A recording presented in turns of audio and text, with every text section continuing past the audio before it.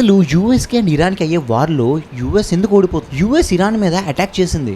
US Iran supreme లీడర్ని kill కూడా చేసింది. కంప్లీట్ ఇరాన్ ట్రాఫిక్ని హ్యాక్ కూడా చేసేసింది. అండ్ మేజర్ ఆయిల్ ప్రొడక్షన్ అయిన ఐలాండ్స్ని కూడా డిస్ట్రాయ్ చేసింది. కానీ ఇక్కడ ఇరాన్ మాత్రం అస్సలు తగ్గడమే లేదు. ఎందుకు? బికాజ్ ఇరాన్ యూఎస్ని డైరెక్ట్గా కాదు, ఇండైరెక్ట్గా టార్గెట్ చేసింది. అంటే యూఎస్ డాలర్ మీద టార్గెట్ చేసింది అనమాట. అసలు ఇక్కడ ఇరాన్ కొత్త అప్రోచ్ని తీసుకుంది. ఇది ఏంటి అంటే, ఇప్పుడు స్ట్రైట్ ఆఫ్ హార్మోజ్ నుంచి ఆయిల్ ట్రేడ్ చేసిన వాళ్ళంతా చైనీస్ కరెన్సీలో మాత్రమే చేయాలి. అప్పుడే వాళ్ళకి ఈ స్ట్రైట్ ఆఫ్ హార్మోజ్ నుంచి ఇరాన్ అనే ట్రేడ్ పర్మిషన్ ఇస్తుంది. ఒకవేళ ఇదే కానీ అయితే కంప్లీట్ గ్లోబల్ ఎకనామిక్స్ అనేది మారిపోతుంది. ఇరాన్ ఇప్పుడు యుఎస్ మీద ఒక యూనిక్ అటాక్ చేసింది. అదేంటంటే సౌదీలో ఉన్న ప్రిన్స్ సుల్తాన్ ఎయిర్ బేస్, ఏదైతే కంప్లీట్ యుఎస్ మిలిటరీ బేస్ అనమాట. అండ్ దాని మీద అటాక్ చేసింది. కొన్ని జెట్స్ ని కూడా డిస్ట్రాయ్ చేసింది.